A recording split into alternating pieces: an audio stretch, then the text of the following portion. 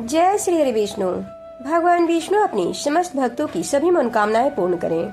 आज हम जानेंगे, श्रवण करेंगे वर्ष 2025 में कार्तिक मास की शुक्ल पक्ष की एकादशी देवउठनी एकादशी कब है। देवउठनी एकादशी कब किया जाएगा। शुभ मुहूर्त देवउठनी एकादशी पर भाद्रा और पंचक कब से कब तक है, क्योंकि इस साल देवउठनी एकादशी पर भाद्रा और पंचक दोनों का साया है। ऐसे में व्रत कब और कैसे करें, भाद्रा और पंचक कब से कब तक है। साथ ही जानेंगे पूजा विधि, एकादशी का महत्व और कथा। वर्ष 2025 कार्तिक मास की शुक्ल पक्ष की एकादशी को देवउठनी एकादशी के नाम से जाना जाता है। एकादशी को देव उत्थान एकादशी और प्रबोधनी एकादशी के नाम से भी जाना जाता है। सनातन धर्म की मान्यता के अनुसार देवउठनी एकादशी के दिन भगवान विष्णु पूरे 4 माह के पश्चात योग निद्रा से जागृत होते हैं। इस दिन भगवान विष्णु की पूजा किए जाने का विधान है। साथ ही देव उत्थान के लिए विशेष प्रकार की पूजा की जाती है। आषाढ़ मास की शुक्ल पक्ष की एकादशी को देवशयनी एकादशी से कार्तिक मास की शुक्ल पक्ष की एकादशी तक भगवान विष्णु एक योग निद्रा में रहते हैं। प्रबोधनी एकादशी से मांगलिक कार्य आरंभ हो जाते हैं। देवउठनी एकादशी पर वर्ष 2025 में देवउठनी एकादशी 1 नवंबर 2025 शनिवार को है। देवउठनी एकादशी पर भाद्रा के साथ पंचक भी लगने वाला है। तो आइए जानते हैं शुभ मुहूर्त और भाद्रा का समय। अगर यह वीडियो अच्छी लगे तो चैनल को सब्सक्राइब एवं वीडियो को लाइक, शेयर एवं एक कमेंट श्री हरि का नाम के अवश्य करें। पंचांग के अनुसार कार्तिक मास के शुक्ल पक्ष की एकादशी तिथि 1 नवंबर को सुबह 9:11 से शुरू होगी और 2 नवंबर को सुबह 7:31 तक रहेगी।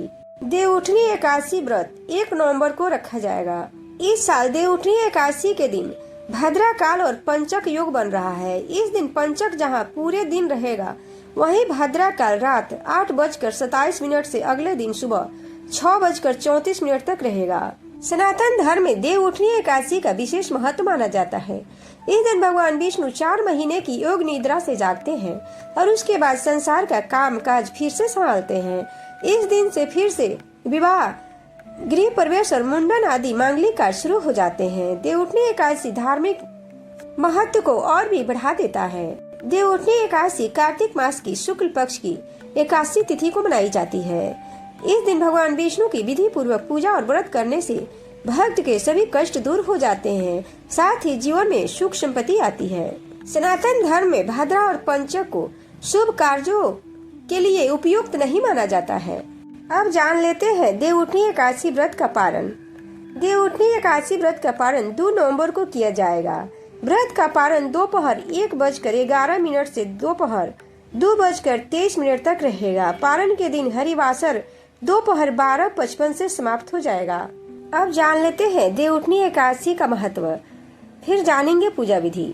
शास्त्र के अनुसार देवताओं और असुरों के मध्य बहुत लंबे समय तक देवासुर संग्राम हुआ। उस युद्ध में भगवान विष्णु ने असुर शंकासुर का वध किया, जिसके बाद देवासुर संग्राम समाप्त हुआ। इतने लंबे देवासुर संग्राम के कारण भगवान विष्णु थक गए थे, इसलिए वो क्षीर सागर में जाकर योग निद्रा में लीन हो गए। इसके बाद देवताओं ने उन्हें कार्तिक मास के शुक्ल पक्ष की एकादशी के दिन पूजन करके निद्रा त्याग के लिए प्रार्थना की।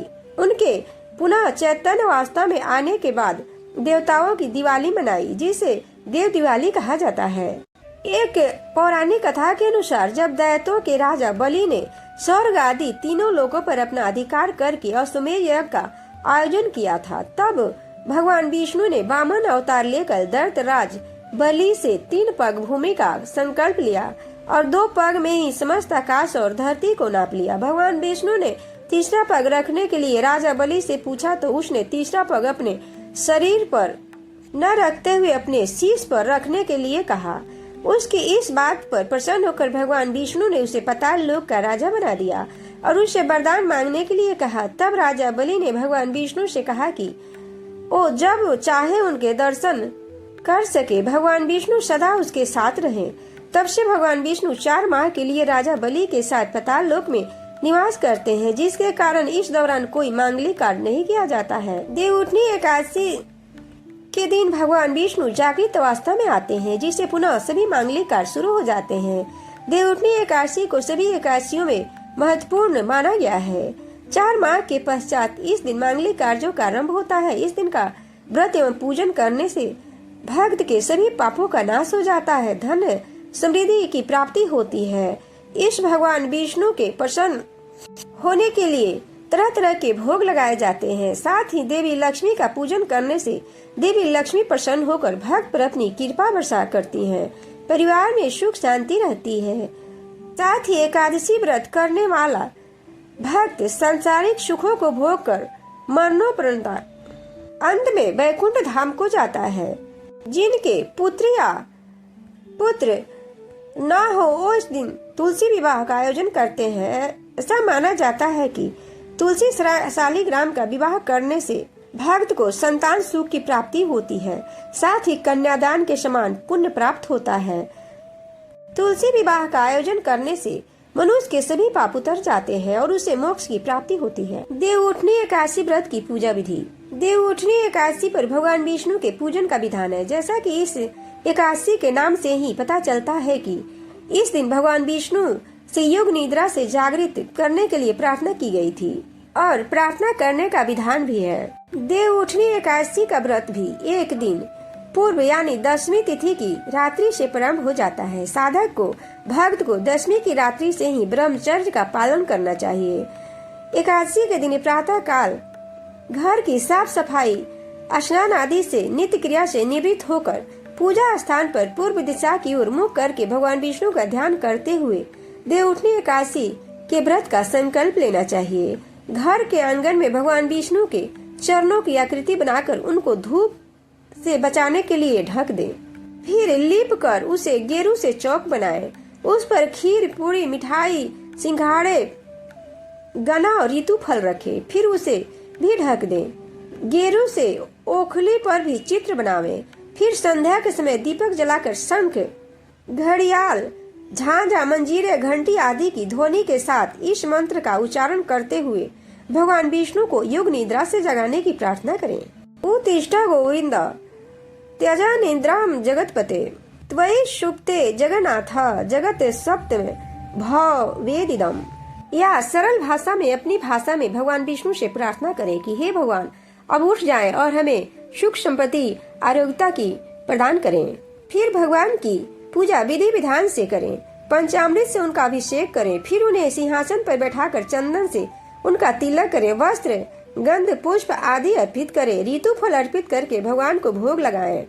पुष्पांजलि अर्पित करते हुए भगवान से अपने मन की कामना बोलें। भगवान विष्णु की पूजा पूरी होने के बाद भगवान विष्णु की विष्णु चालीसा या विष्णु सहस्रनाम या भगवान विष्णु का कोई भी मंत्र, विष्णु गायत्री मंत्र, कोई भी मंत्र याद हो उस मंत्र का पाठ करें। पूजा के अंत में भगवान विष्णु की आरती करें। फिर भगवान विष्णु का प्रसाद सबको बांटे, पंचामृत बांटे। फिर स्वयं फलाहार या निराहार या जैसी सामर्थ्य हो उसके अनुसार फलाहार करें। रात्रि में घरों के द्वार पर, मंदिर में, पूजा स्थान पर, तुलसी के सामने और अन्य स्थानों पर दीपक जलाएं। रात में भगवान का भजन कीर्तन करें। अगले दिन द्वादशी को ब्राह्मण को भोजन करावें और दक्षिणा देकर संतुष्ट करें और फिर उसके बाद पारण करें। देवउठनी एकादशी के दिन पूजा के बाद एकादशी व्रत कथा का पाठ अवश्य करें या सुने। इस दिन घर की स्त्रियां स्नान करते समय अपने बाल को ना धोएं। भोजन में चावल न सेवन करें। व्रत करने वाला इस दिन ब्रह्मचर्य का पालन करें। मौन रखें, अन्यथा कम बोले, बिल्कुल भी क्रोध ना करें और अपने आचरण पर नियंत्रण रखें। इस विधि से व्रत करने से भगवान विष्णु और माँ लक्ष्मी अति प्रसन्न होते हैं और भक्त पर अपनी कृपा की वर्षा करते हैं। अपने भक्त की हर मनोकामना पूर्ण करते हैं, सुख समृद्धि प्रदान करते हैं और अंत में उन्हें मोक्ष प्राप्त होता है। जय श्री हरि विष्णु।